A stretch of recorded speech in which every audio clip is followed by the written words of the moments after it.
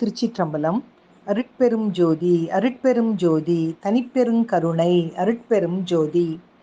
ஒரு விவசாயி கடுமையான பஞ்சத்தில் சோற்றுக்கு வழி இல்லாமல் தனது நிலம் தரிசாக கிடப்பதை பார்த்து கண் கலங்கினான். அப்போது அவன் கண்முன்னே ஒரு சித்தர் பாத யாத்திரை செல்வதைக் கண்டு வேகமாக அவரிடம் ஓடியவன் அந்த சித்தரின் காலில் விழுந்து கும்பிட்டு, தாங்கள் எனக்கு ஒரு உதவி செய்ய வேண்டும் என்றான். கொடுப்பதற்கு என்னிடம் ஒன்றும் இல்லையப்பா என்று சித்தர் கூற, சாமி, நான் கேட்கும் உதவி, இப்போது நான் கடுமையான பஞ்சத்தில் இருக்கின்றேன். எனது மனைவி மக்கள் எல்லாம் பசியால் தினம் அழும் சத்தம் என் சரீரமே கூசுகிறது.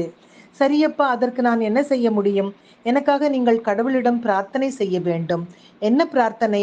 அதாவது என் ஆயுள் முழுவதும் எனக்கு எவ்வளவு உணவு கிடைக்குமோ அத்தனையும் இப்போதே கொடுக்கும்படி நீங்கள் பிரார்த்தனை செய்ய வேண்டும்.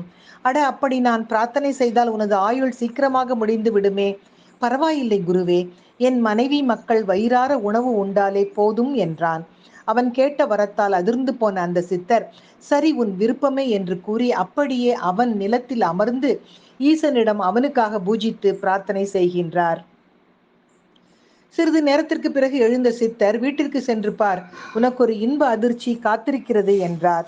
உடனே காற்றை விட வேகமாக வீட்டிற்கு வந்தவன், அவன் குடிசையில் அரிசி, பருப்பு, காய்கறிகள், பழங்கள் என்று பார்க்கும் இடமெல்லாம் உணவுப் பொருட்களாக நிரம்பி வழிந்தது.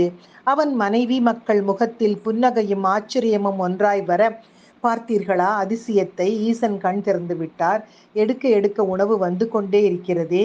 பசி அடங்கும் வரை ஆனந்தமாய் உண்டனர்.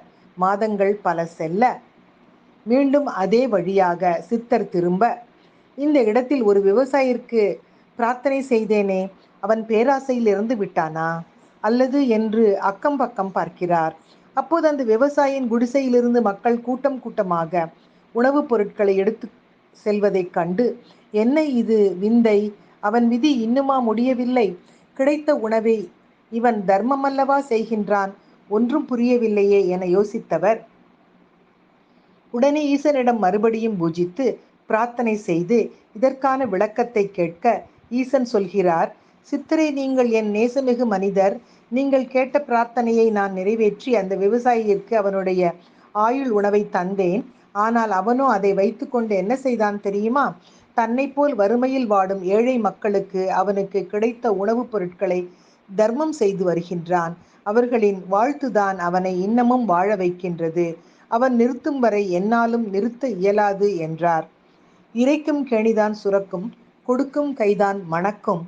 தானத்தில் சிறந்த தானம் அன்னதானம் என்று சொல்லி இந்த அருமையான பதிவினை இன்றைய சிந்தனையாக்கி மகிழ்வோடு காலை வணக்கம் சொல்வது அழகம்மை சுவாமிநாதன்.